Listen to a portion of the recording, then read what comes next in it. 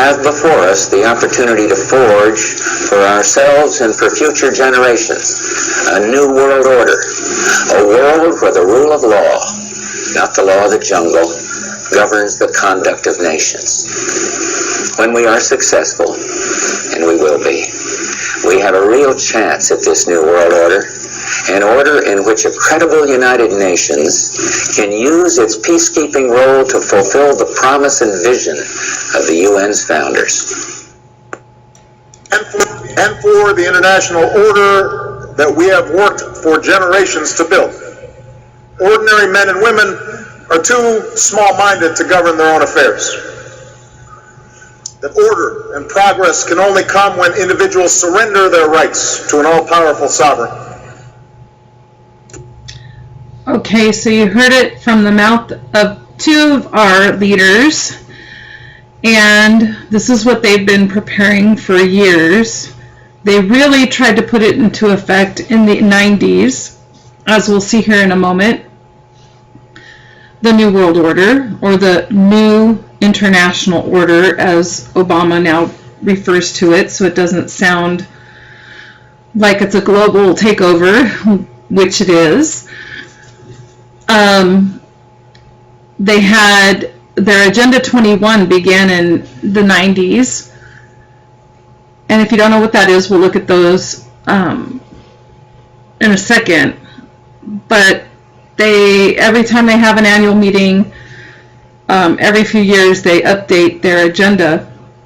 So now it's currently the post-2015 Sustainable Development Agenda, and then it's going to be called the 2030 Sustainable Development Agenda. So we'll look at those right here in a second. We know that they're going to be convening and discussing the International Order or New World Order and the agendas to adopt and implement in September next month. And the Pope is one of the speakers. So he's coming to the United States, and he's going to be addressing Congress as well as the United Nations Summit.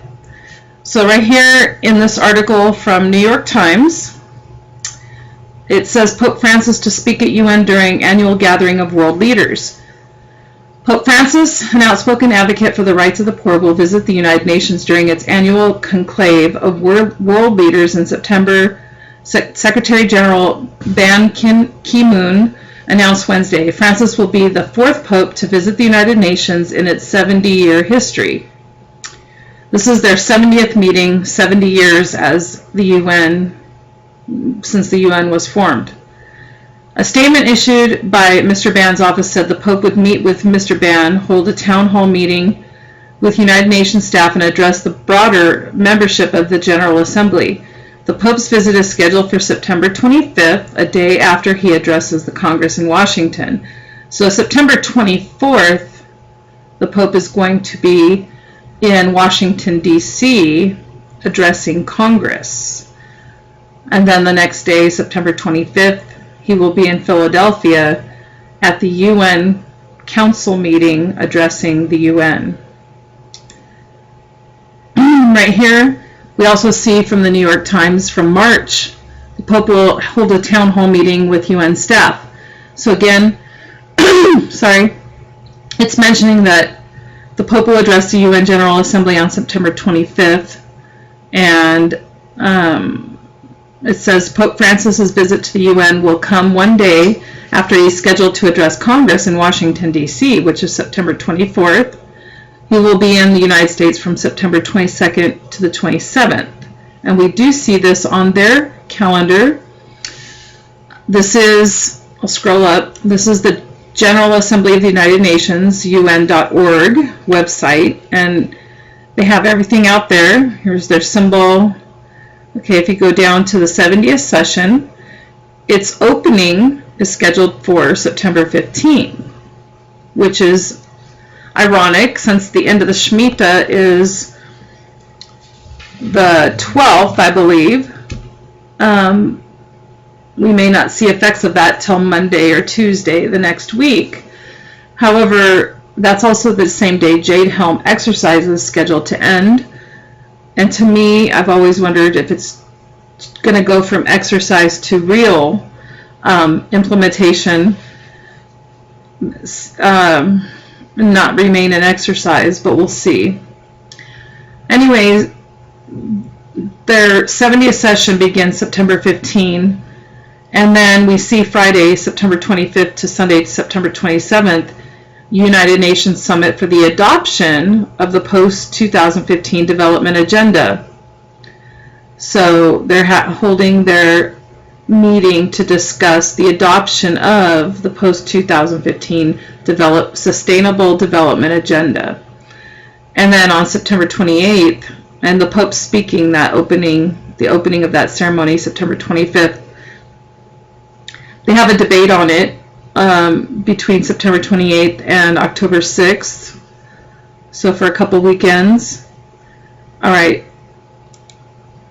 Right here on sustainabledevelopment.un.org, we see their announcement for the post-2015 development agenda for that last weekend in September in New York. And it states right here, the United Nations Summit for the adoption of the post-2015 development agenda will be held from 25th to 27th September 2015 in New York and convened as a high-level plenary meeting of the General Assembly. Okay, and then they list some documents that they're going to be going over and the themes of those documents. Susan Duclos of All News Pipeline, I'm going to leave a link to this web page of hers. She posted this August 15th, so just a few days ago. And I'm going to read over some of this because it's quite interesting. I can't play a lot of the videos because the audio just doesn't work. So I recommend going back and listening to these two videos here and here that she's posted within this article.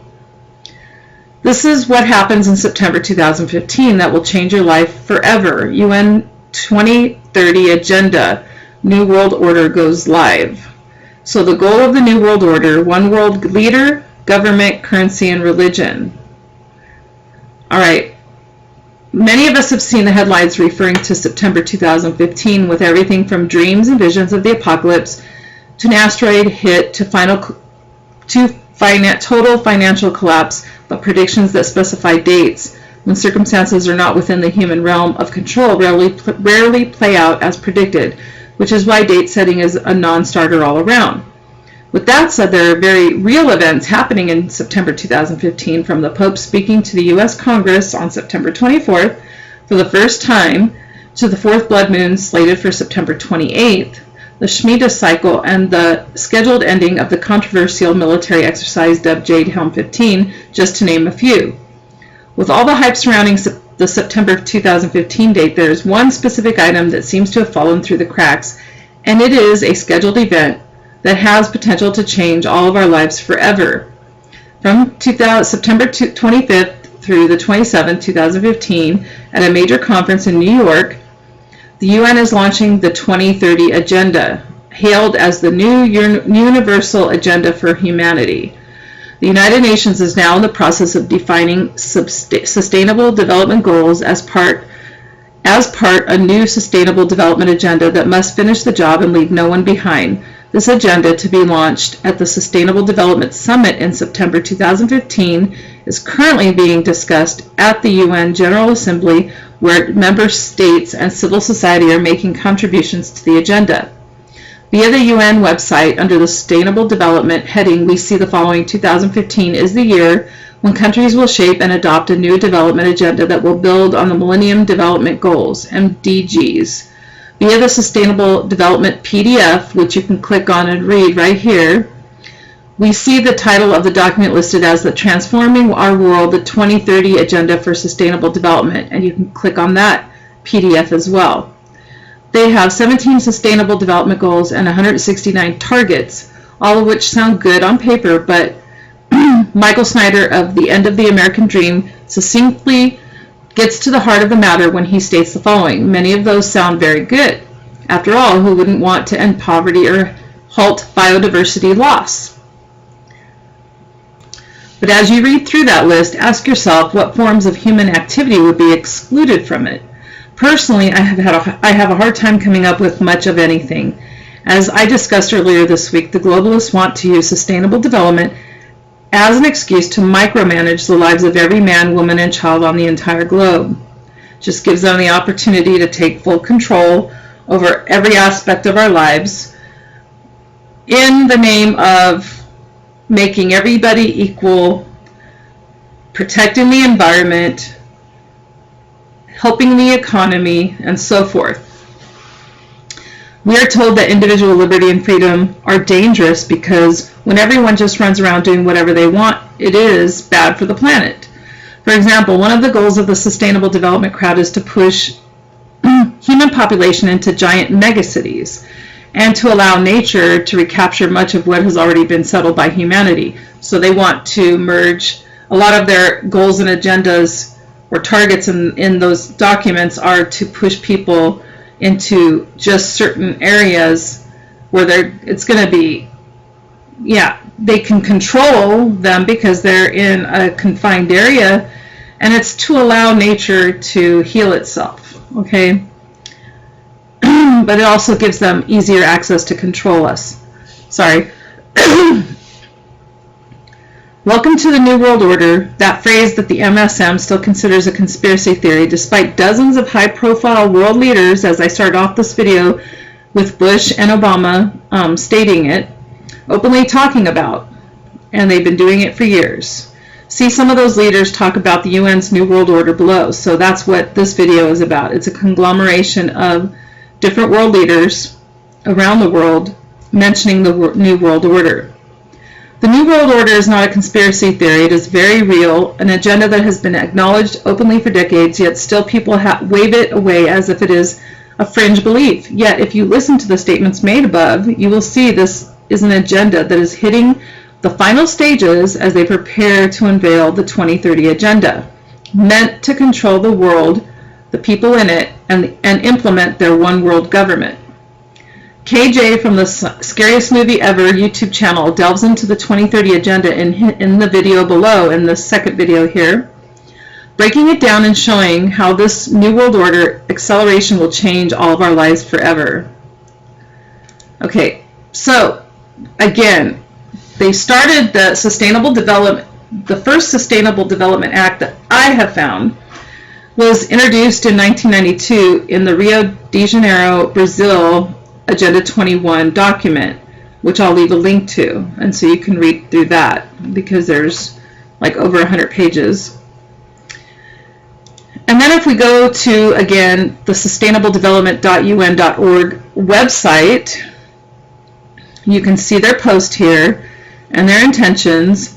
You can also click on many of these links below. Here's Rio plus 20 here, and some other documents, okay?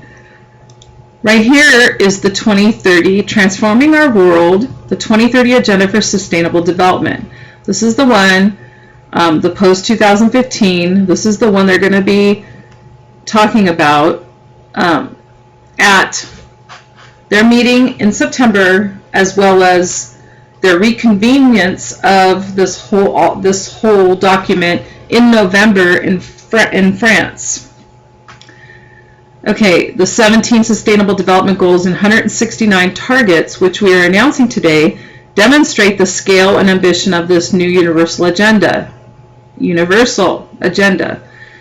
They seek to build on the Millennium Development Goals and complete what these did not achieve. So they're going to build on the Agenda 21, the post-2015 Sustainable Development Agenda. This is the 2030 Agenda. They have 15 years to accomplish everything that they have written in this document right here. Let's see, they seek to realize the human rights of all and to achieve gender equality. This also refers to LGBT equalities and the empowerment of all women and girls. They are integrated and indivisible and balance the three dimensions of sustainable development. They all deal with the economy, social acceptance, and acceptance of social diversities and environmental acts. works to save our planet, or Mother Earth, as even the Pope referred to in his encyclical letter, which I don't know if I don't think I recalled mentioning that in this video, because this is a retake. The audio was really bad on the videos last time. But 2 months ago in June 18th, and I'll leave a link, Pope Francis revealed his encyclical letter, basically stating all the same things in Agenda 2030, but in his own words and from a religious point of view. But he mentions Mother Earth as the sister of the Lord God, okay, which is New Agey, and it's all about saving the planet, which is good. There's nothing wrong with being environmental, having environmental awareness. However, he takes it to the point where he breaks it down and everybody has to be controlled so that the environment can be protected, which is also the same as Agenda 2030, which leads me to believe that's one of the reasons why Pope Francis is coming to speak at the UN meeting. Okay. So the goals and targets will stimulate action over the next 15 years in areas of critical importance for humanity and the planet. People, planet, prosperity, peace, partnership, okay? It all sounds good until you get into, deeper into the document and you really see what's going on here. All right. I wanted to recap. I wanted to read a few of these. Let me pause so I can find them. Okay, number 7 just states their overall goals. In these goals and targets, we're setting out a supremely ambitious and transformational vision. We envisage a world free of poverty, hunger, disease, and want, where all life can thrive. We envisage a world free of fear and violence, a world with universal literacy, a world with equitable and universal access to quality education at all levels, to health care and social protection, where physical, mental, and social well-being are assured, a world where we reaffirm our commitments regarding the human right to safe drinking water and sanitation, and where there's improved hygiene, and where food is sufficient, safe, affordable, and nutritious, a world where human habitats are safe, resilient, and sustainable, and where there is universal access to affordable, reliable, and sustainable energy. So again, it all sounds good. And then as you get on, there's questionable things. Okay. We are announcing today 17 Sustainable Development Goals with 169 associated targets, which are integrated and indivisible. Never before have world leaders pledged common action and endeavor across such a broad and universal policy agenda. We are setting out together on the path towards sustainable development, devoting ourselves collectively to the pursuit of global development and of win-win cooperation, which can bring huge gains to all countries in all parts of the world. We reaffirm that every state has and shall freely exercise full permanent sovereignty over all its wealth, natural resources, and economic activity. We will implement the agenda for the full benefit of all, for today's generation and for future generations. In doing so, we reaffirm our commitment to international law and emphasize that the agenda is to be implemented in a manner that is consistent with the rights and obligations of states under international law. If you look at 21, it says right here, the new goals and targets of Agenda 2030 will come into effect on January 1, 2016, and will guide the decisions we take over the next 15 years. All of us will work to implement the agenda within our own countries and at the regional and global levels, taking into account different national realities, capacities, and level of development, and respecting national policies and priorities.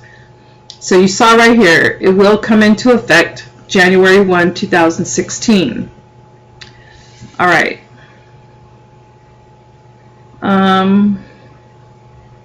Right here in number 25, talks about quality education for all. Hold on, let me pause. Number 26 you can also see forced vaccinations in here. To promote physical and mental health and well-being, and to extend life expectancy for all, we must achieve universal health coverage and access to quality health care. No one must be left behind. We commit to accelerating the progress made to date and reducing newborn child and maternal mortality by ending all such preventable deaths before 2030. We're committed to ensuring universal access to sexual and reproductive health care services, which you've heard, Oregon is allowing like 15-year-olds to get sex change operations without parental consent. So they're committed to ensuring universal access to sexual and reproductive health care services, including for family planning. This has to do with abortions as well, information, and education. We will equally accelerate the pace of progress made in fighting malaria, HIV, AIDS, tuberculosis, hepatitis, Ebola, and other communicable diseases and epidemics, including by addressing growing antimicrobial resistance and the problem of unattended diseases affecting developing countries. We are committed to the prevention and treatment of non-communicable diseases, including behavioral, developmental, and neurological disorders, which constitute a major challenge for sustainable development. But they're going to accelerate the pace of progress made in fighting these outbreaks, which would include vaccinations. All right, let me pause. Here in number 59, it says we recognize that there are different approaches, visions, models, and tools available to each country in accordance with its national circumstances and priorities to achieve sustainable development. And we reaffirm that planet Earth and its ecosystems are our common home, and that Mother Earth is a common expression in a number of countries and regions. So there they play it off as other people refer to her as Mother Earth. Here's their goals. End poverty in all its forms everywhere. They're going to take from the rich, give to the poor. They're going to make everybody equal. End hunger, achieve food security and improve nutrition, and promote sustainable agriculture. That includes GMOs, and they're cheaper and not healthy. Ensure healthy lives and promote well-being for all at all ages, universal health care. Ensure inclusive and equitable quality education and promote lifelong learning opportunities for all.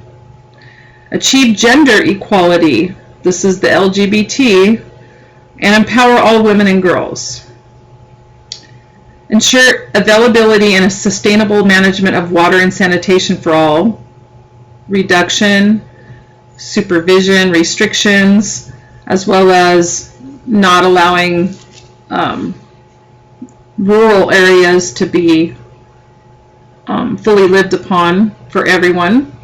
Ensure access to affordable, reliable, sustainable, and modern energy for all. Promote sustained, inclusive, and sustainable economic growth. Full and productive employment and decent work for all. Build resilient infrastructure. Promote inclusive and sustainable industrialization and foster innovation. Reduce inequality within and among countries. Make cities and human settlements inclusive, safe, resilient, and sustainable. That's where they're making the mega cities, packing everyone into certain locations so the environment in the rural areas can heal. But make cities and human settlements, not just cities, human settlements inclusive, safe, resilient, and sustainable. Possibly martial law there. Ensure sustainable consumption and production patterns. Make sure that everybody there's sustainable consumption and production. Take urgent action to combat climate change and its impacts. Conserve and sustainably use the ocean, seas, and marine resources for sustainable development. These are all acts to protect the environment, which will reduce us being able to use or access those areas. If you go deeper into the targets of these goals, in the document. Protect, restore, and promote sustainable use of terrestrial ecosystems, sustainably manage forests, combat desertification, and halt and reverse land degradation and halt biodiversity loss. So that's all parts of limiting access to those remote areas. Promote peaceful and inclusive societies for sustainable development, provide access to justice for all, and build effective, accountable, and inclusive institutions at all levels. Strengthen the means of implementation and revitalize the global partnership for sustainable development. All right. So then they have their goals, and hold on. Here's another one that's interesting, 3.7. By 2030, ensure universal access to sexual and reproductive health care services, including for family planning, information and education, and the integration of reproductive health into national strategies and programs. Nice. Not. By 2030, ensure that all learners acquire the knowledge and skills needed to promote sustainable development, including, among others, through education for sustainable development and sustainable lifestyles, human rights, gender equality, promotion of a culture of peace and nonviolence, global citizenship, and appreciation of cultural diversity and of culture's contribution to sustainable development. Upgrade education facilities that are child disability and gender sensitive and provide safe, nonviolent, inclusive, and effective learning environments for all.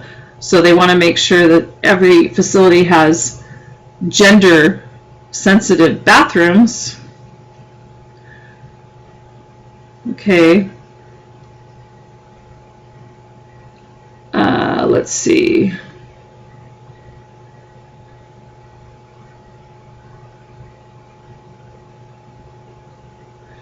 Ensuring universal access to sexual and reproductive health and reproductive rights as agreed in accordance with the program.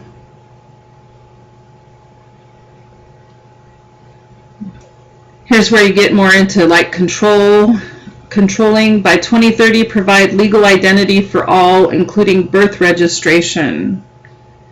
Okay, ensure public access to information, protect fundamental freedoms in accordance with national legislation and international agreements. They reaffirm our unwavering commitment to achieving this agenda and utilizing it to the full to transform our world for the better by 2030. Yeah. So again, this agenda is a plan of action for people, planet, and prosperity. It lists, you can click on this and read the PDF yourself. I'll leave a link to their webpage. They're planning on implementing this by January 1st worldwide. However, it also states somewhere that they're going to begin it here in September, be meeting on it in France in November, and then, as you read in the document, implementing it by January 1st, 2016. That was way back at the beginning. I think it was number 21.